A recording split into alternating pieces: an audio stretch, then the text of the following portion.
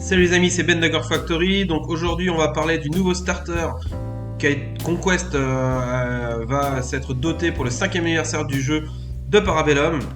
Le starter des Dwegom, nos petits nains adorés. Là qui se c'est pas des nains, ils sont quand même très courts sur pattes.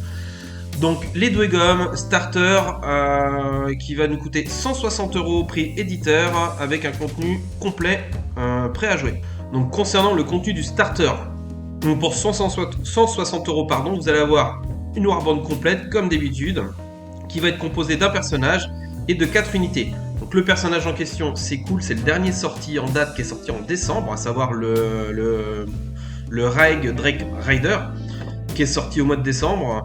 Il va être accompagné en Mindstain de 2 unités, à savoir 2 boîtes d'initiés ou Warden. Donc vous pouvez monter soit des Warden, soit des initiés. Donc ça c'est plutôt cool, parce que du coup vous avez la polyvalence au niveau des unités.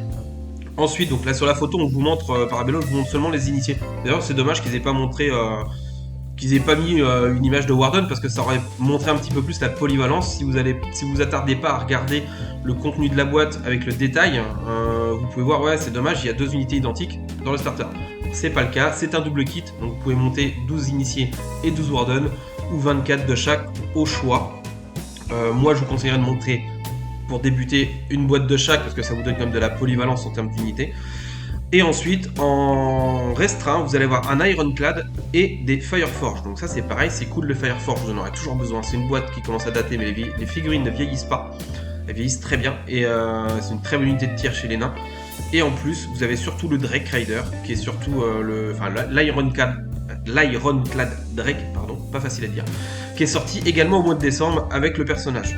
Donc on a quand même 2 refs fraîchement sortis, il y a quelques semaines encore.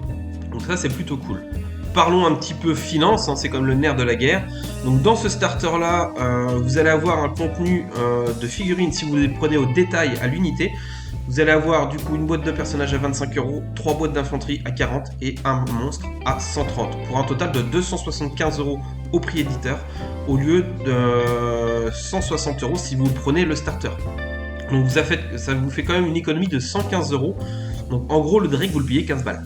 Donc clairement ça vaut quand même super le coup.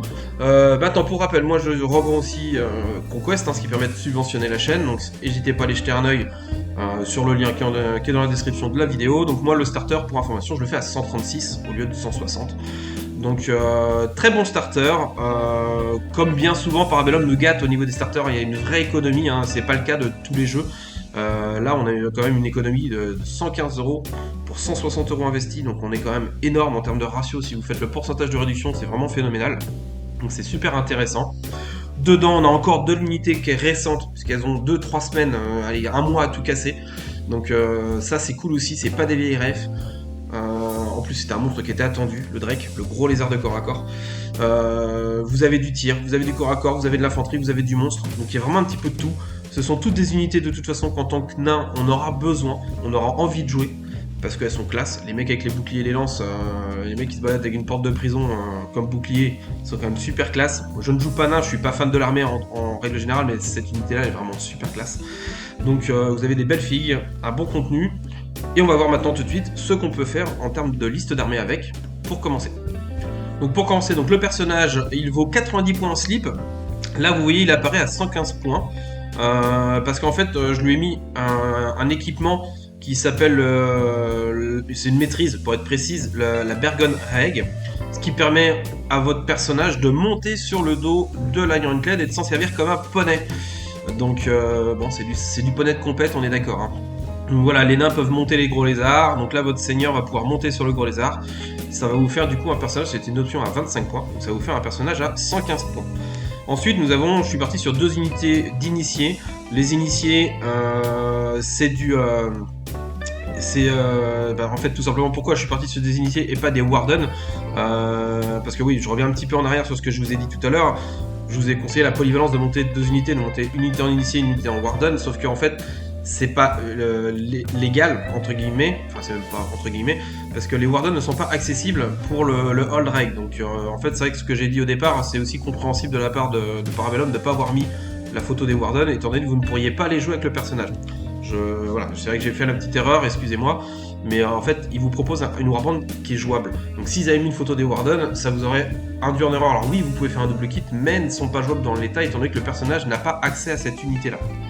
Donc revenons sur la liste. Donc du coup 2 unités de Warden avec un petit étendard, donc c'est 145 les Warden, et vous montez à 155 avec l'étendard. Donc c'est une unité plutôt défensive qui va être avec le gros pavois, on peut pas les louper, les mecs ils ont 3 en défense de base, ils passent à 4 avec le bouclier, ils ont l'Iron Discipline, voilà, ils ont tout ce qu'il faut pour bien tenir. Donc ça c'est du mainstain, et en restreint vous allez avoir le Drake de corps à corps, donc lui c'est une grosse brute de corps à corps, le mec 17 points de vie, défense 3, donc déjà il encaisse bien, 12 attaques, à clash 3 de base, cleave 2, Relentless Blow, donc tous les 1 contre double, il a 6 impacts à brutal 2, bah, voilà, il est là pour nettoyer et balayer tout ce qu'il y a sur son passage, clairement. Les Fireforge, unité de tir qui a fait couler beaucoup de sang sur les champs de bataille et qui en fera encore couler longtemps. Très bonne unité de tir, qui encaisse très bien comme tous les nains, de toute façon, nativement. Voilà, donc c'est une unité qui a 4 tirs à 14 pouces, armure piercing 2, donc ça nettoie. Ça tire pas très loin, mais ça nettoie dur quand vous approchez trop vite, trop proche, donc il faut faire attention. Ne vous approchez pas trop des Fireforge, ça fait très mal. Donc tout ça pour un total de 825 points. Donc le starter brut sans aucun équipement, on est à 780 points.